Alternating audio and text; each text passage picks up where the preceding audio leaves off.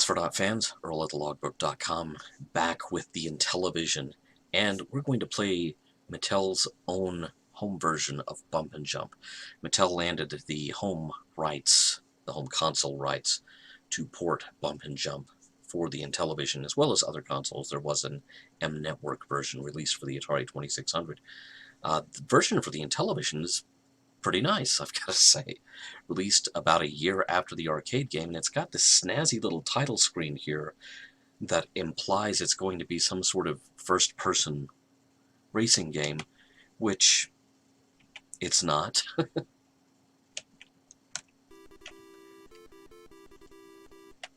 As with the arcade game, you are trying to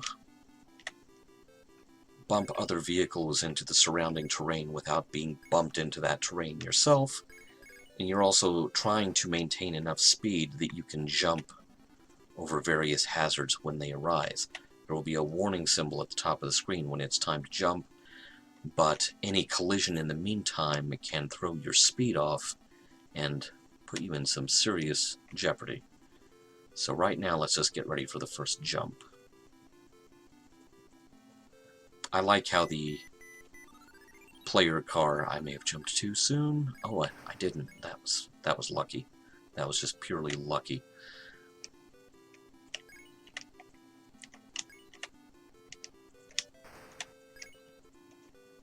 Losing too much speed here. Need to stop concentrating on aggressive driving and more on defensive driving.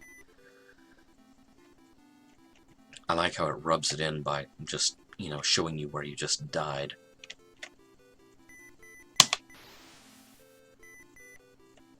That doesn't appear to have worked.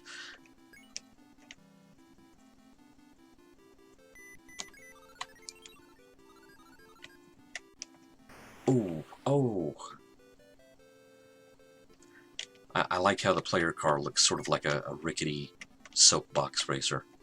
Left over from Cub Scouts or something. Oh, I couldn't even. I was worried that I wasn't going fast enough, so I was trying to limp over to the bridge. I'm not very good here. Not very good at all.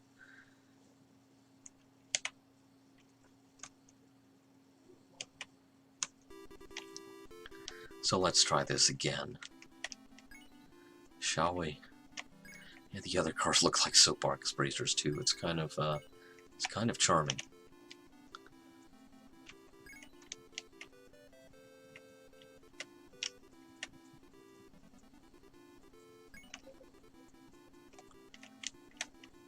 What is that? A tank?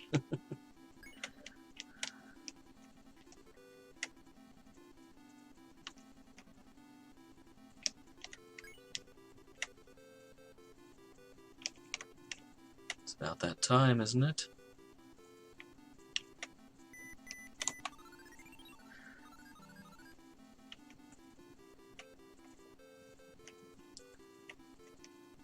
Apparently it's better to jump too early than too late in this version of the game.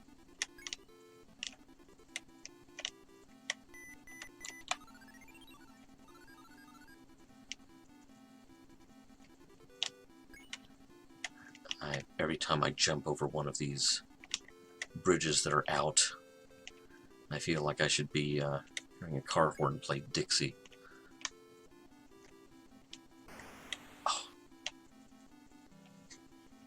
Actually not doing too bad in this second game, as opposed to the first one where I died very quickly. I was kind of worried about where I was going to come down there.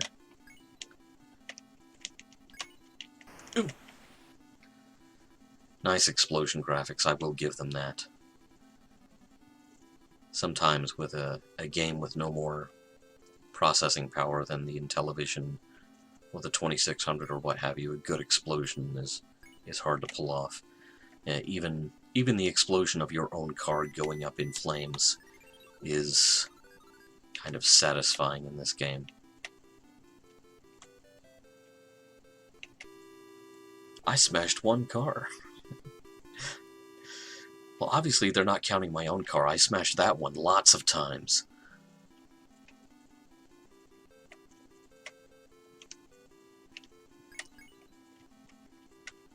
So, very, very good job of porting the arcade game to the Intellivision. Nicely done. Nicely done.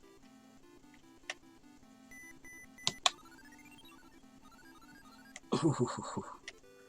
I was afraid I'd cut it too close that time.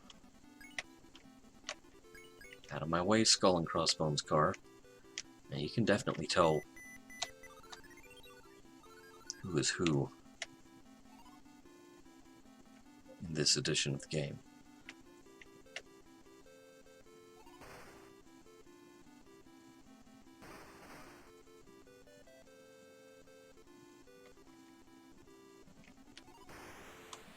Ow. Get ready. I am ready. I was born ready.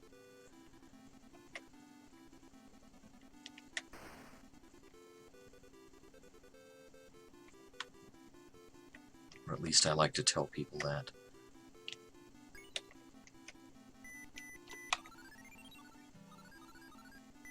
Oh, no!